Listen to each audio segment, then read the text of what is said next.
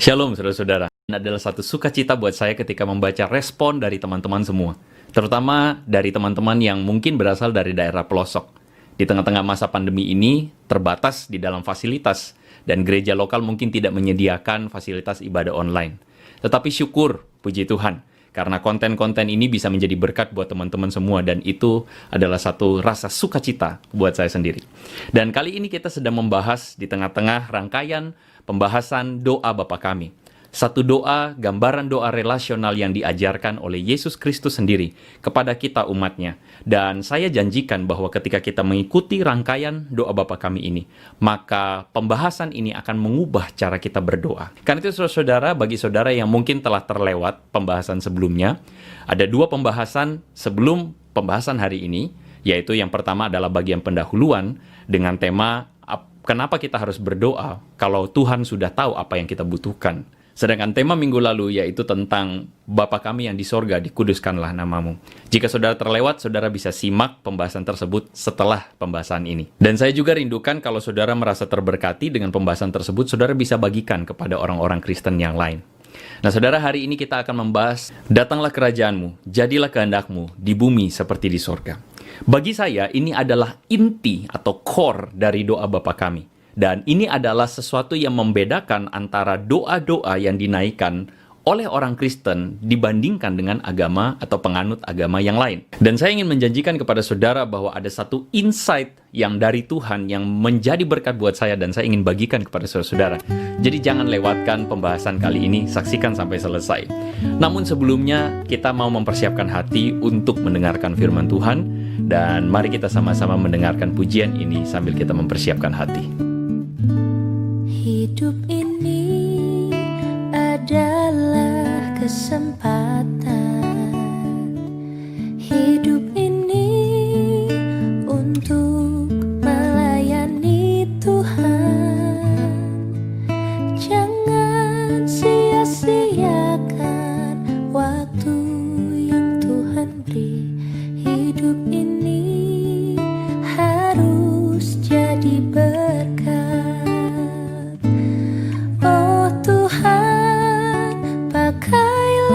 Hidupku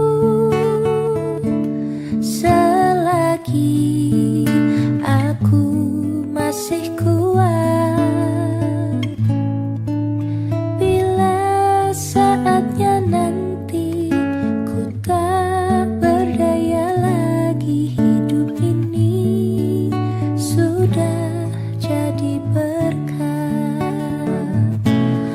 Oh Tuhan, pakailah hidupku selagi aku masih kuat, bila saatnya nanti ku tak berdaya lagi, hidup ini sudah jadi berkat.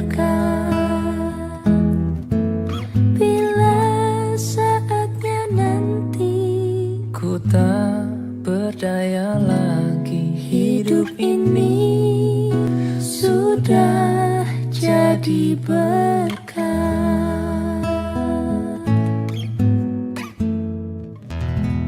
Bapa kami yang di sorga, dikuduskanlah namamu. Tolonglah kami Tuhan sebagai anak-anak-Mu pada hari ini, mengerti apa yang menjadi isi hati Tuhan, dan berbicaralah kepada kami, sehingga kehidupan kami, kekristenan kami, adalah kekristenan yang terus diubah dari hari ke hari. Semakin mengasihi Engkau, menjadi anak-anak-Mu, berkenan kepadamu. Kami berdoa di dalam nama Yesus. Amin. Nah saudara, kita sampai pada pembahasan, datanglah kerajaanmu, jadilah kehendak-Mu di bumi seperti di sorga. Nah saudara, ketika kita mendengar perkataan Yesus ini, datanglah kerajaanmu, apa yang ada di dalam pemikiran kita? Apa maksudnya ketika Yesus mengatakan, datanglah kerajaan? Nah saudara, ketika kecil, saya ingat betul doa ini adalah doa yang saya suka. Karena apa? Doa ini menutup doa syafaat yang bagi saya doa yang panjang dan bertele-tele, membosankan buat saya. Dan sebagai seorang anak kecil ketika saya mengatakan datanglah kerajaanmu, bayangan saya waktu itu adalah di mana kerajaan sorga itu datang ke bumi. Maksudnya adalah sorga yang katanya nanti waktu kita mati, terus kemudian kita masuk ke sorga. Bayangan saya waktu itu doa ini meminta supaya cepat-cepat sorga datang, lalu kemudian kita hidup di dalam sorga. Sebagai seorang anak kecil, saya berpikir secara sederhana seperti itu. Dan saya tidak tahu berapa banyak dari saudara yang mungkin memikirkan hal yang sama. Atau jangan-jangan baru ngeh juga. Iya ya, apa maksudnya? Nah, berbicara tentang kerajaan sorga, maka sebenarnya kata yang dipakai di sini adalah basileia. Nah, kata basileia ini sebenarnya bukan berbicara tentang sebuah kastil mungkin dalam bayangan kita, atau kerajaan secara geografikal, ya. Sebenarnya kata basileia ini sebenarnya berbicara tentang pengaruh atau kekuasaan. Nah, saudara, untuk merefresh sedikit apa yang kita bahas di minggu lalu, saudara jangan lupa pada waktu itu orang Israel berada di bawah pemerintahan bangsa Roma. Saudara, kita tahu bahwa pusat dari Imperium Roma itu adanya di kota Roma.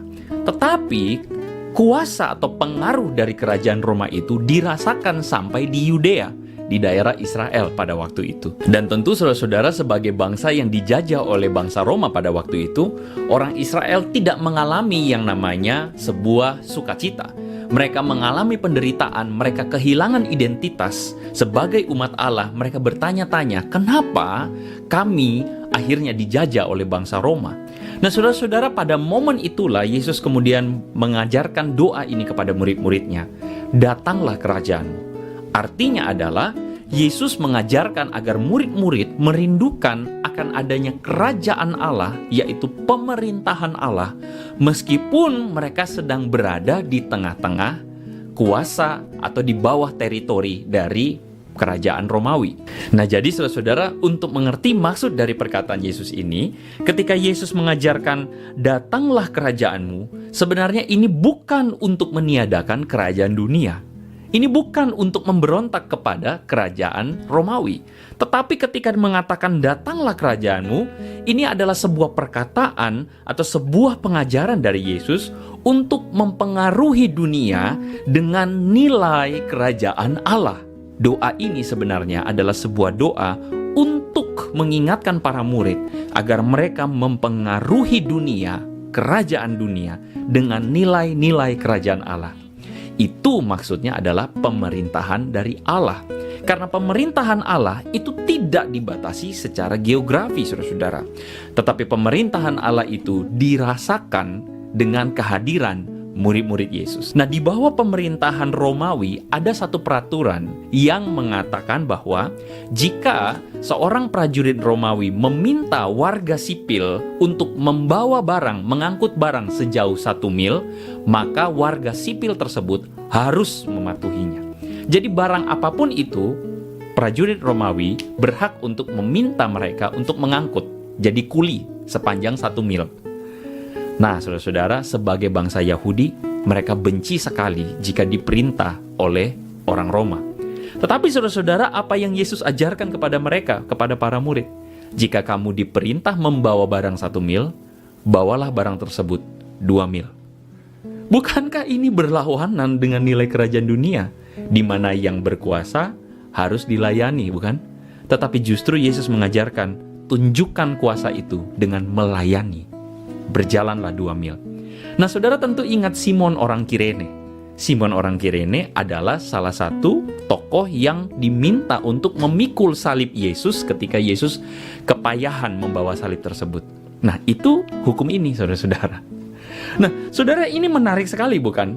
Nilai-nilai kerajaan Allah inilah yang dibawa oleh Yesus untuk menghadirkan kerajaan Allah di bumi. Makanya Yesus mengajarkan, datanglah kerajaanmu di bumi seperti di sorga. Nah, saudara-saudara, ada satu fakta menarik. Saya perkenalkan kepada saudara seorang bernama Athenagoras dari Athena.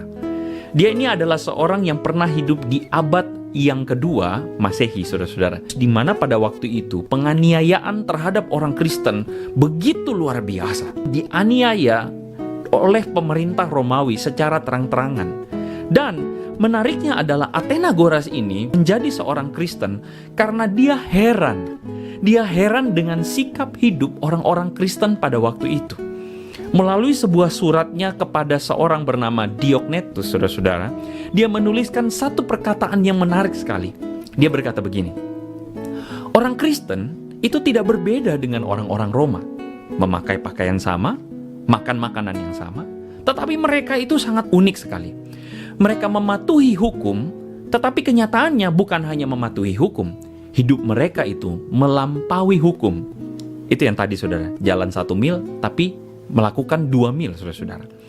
Mereka menunjukkan kasih sekalipun kepada mereka yang menganiaya mereka. Mereka miskin, tetapi mereka kaya. Mereka kekurangan orang Kristen ini, namun mereka berkelimpahan. Maksudnya adalah meskipun mereka miskin, mereka membagi harta mereka. Meskipun mereka tidak punya banyak uang, tapi mereka menunjukkan kasih. Mereka membalas kutuk dengan berkat, membalas aniaya dengan kesopanan. Atas kebaikan mereka, perhatikan ini, mereka dihukum seperti seorang pendosa. Saudara-saudara, Athenagoras itu melihat satu kenyataan yang mencengangkan, yang tidak mampu masuk di akalnya. Inilah pengaruh kerajaan Allah melalui kehidupan orang-orang Kristen, sehingga membuat banyak orang tercengang, termasuk Athenagoras.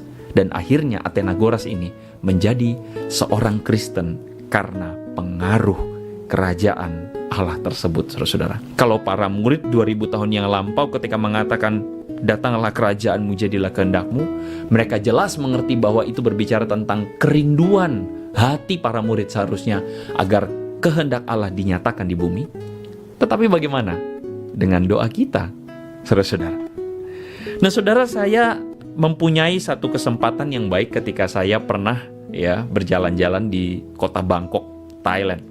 Dan perhatian saya waktu itu tertuju kepada sebuah kuil, saudara-saudara. Kuil untuk dewa Ganesha. Nah, saudara, di keterangan tersebut dikatakan Ganesha ini adalah dewa kesuksesan. Dan barang siapa yang datang berdoa kepadanya, maka akan diberikan kesuksesan.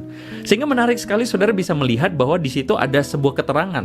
Jadi kalau mau berdoa kepada Ganesha, itu bisa membawa pisang, mangga, kelapa, anggur, dan bahkan ada doa yang dikhususkan di sana supaya diharapkan bahwa Ganesha ini akan memberikan kesuksesan kepada orang yang membawa offering atau membawa persembahan dan berdoa kepadanya. Dan kalau saudara perhatikan rata-rata orang yang beragama, ketika mereka berdoa, maksudnya apa? Atau tujuan dari doa itu apa? Saya kira tujuan dari doa selama ini ketika kita berkata doa, maka tujuannya adalah supaya mendapatkan timbal balik atau mendapatkan sesuatu untuk kepentingan saya. Sehingga pertanyaan saya adalah, jika isi doa seorang Kristen seperti itu, maka apa bedanya dengan doa dari agama lain? Saudara, apa bedanya doa seorang Kristen dengan doa orang yang berasal dari agama lain? Jika doa dan segala ritual agama kita itu hanyalah supaya kita diberkati, atau dalam hal ini memenuhi segala keinginan kita. Apa bedanya saudara-saudara kalau doa kita adalah transaksional dengan Tuhan? Kita melakukan segala ritual agama kita, doa-doa kita, rajin berdoa, tujuannya supaya kita diberkati atau memenuhi segala kebutuhan kita.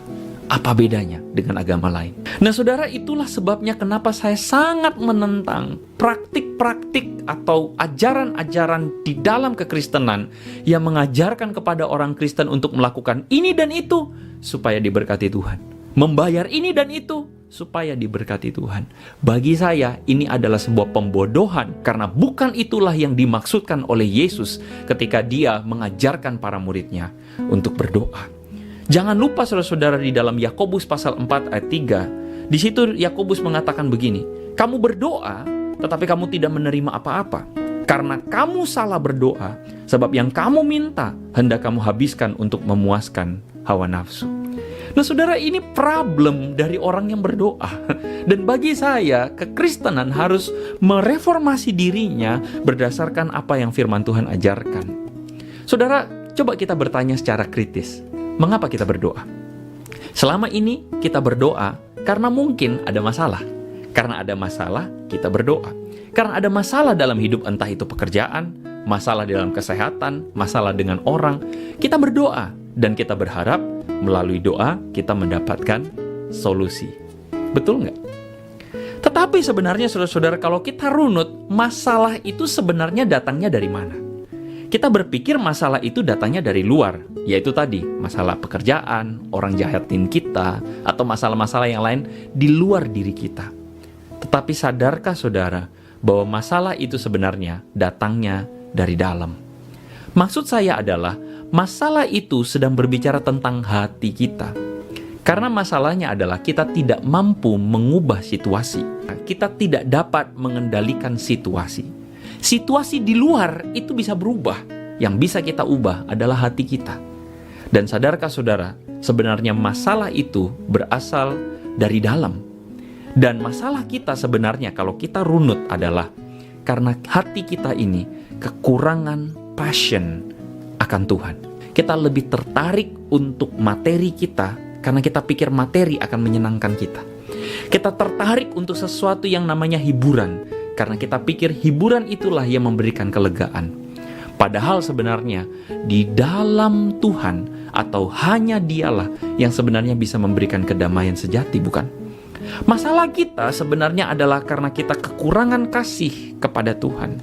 Kita lebih mencintai yang lain. Kita merasa bahwa kita merasa damai kalau ada orang tertentu dalam hidup kita. Kita merasa bahagia kalau misalnya kita bisa memiliki sesuatu. Kita lebih cinta yang lain. Dan masalah kita adalah karena kita kekurangan pengenalan akan Tuhan. Sehingga kita tidak mampu mengerti apa yang benar. Bahkan kita berdoa pun asal-asalan. Berdoa dengan serampangan.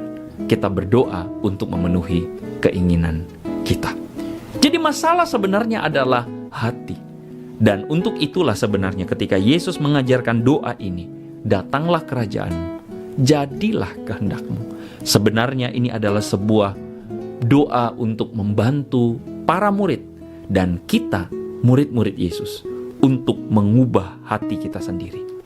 Doa yang mengubah paradigma kita. Dan bukankah inilah yang Yesus tunjukkan keteladanan ini ketika dia berdoa di Getsemani, bukan? Ketika Yesus mengatakan, jadilah kehendakmu. Biarlah cawan ini lalu, tetapi bukan kehendakku, tetapi kehendakmu yang jadi. Saudara-saudara, biarlah doa ini menjadi satu gambaran doa relasional antara kita dengan Bapa kita di sorga. Sehingga saya ingin bertanya kepada saudara-saudara, ketika saudara mendengarkan perenungan firman Tuhan ini, apa yang menjadi respon hatimu? Mari kita tundukkan kepala kita di hadapan Tuhan. Bapa kami yang ada dalam kerajaan sorga, dengan hati yang tertunduk di hadapan Tuhan, menyadari bahwa tidak jarang kami lebih mengasihi diri kami ketimbang Tuhan. Menyadari bahwa kadang kami frustasi di dalam hidup kami, karena sebenarnya itu semua bermula dari dalam hati kami, pikiran kami yang salah mengenali apa yang penting bagi kami. Ampuni kami Tuhan, kalau selama ini hati kami tidak mempunyai passion kepada Tuhan. Hati kami lebih suka untuk mencintai segala sesuatu yang lain di dunia ini, bahkan mencintai diri kami sendiri. Ampuni kami Tuhan kalau selama ini doa-doa kami adalah doa-doa yang kami naikkan hanya untuk memuaskan diri kami sendiri. Kami lupa bahwa sesungguhnya kami seharusnya terarah kepada Tuhan. Kami ingin kerajaan kami berdiri di dalam hidup kami, bukan kerajaan Tuhan. Karena itu Tuhan, doa kami pada hari ini, datanglah kerajaan-Mu di bumi seperti di sorga. Di dalam hidup kami seperti kehendak-Mu Tuhan. Dan jadilah kehendak-Mu seperti yang Engkau mau. Karena itu Tuhan, hamba-Mu berdoa untuk setiap kami yang mendengarkan siaran ini. Kerjakanlah kuasa-Mu, anugerah-Mu, Roh Kudus, tanpa batas. Bekerjalah. Terima kasih Tuhan, kami rindu mengasihi Engkau. Semakin mengasihi Engkau, kerajaan-Mu dinyatakan. Di dalam nama Yesus kami berdoa. Amin.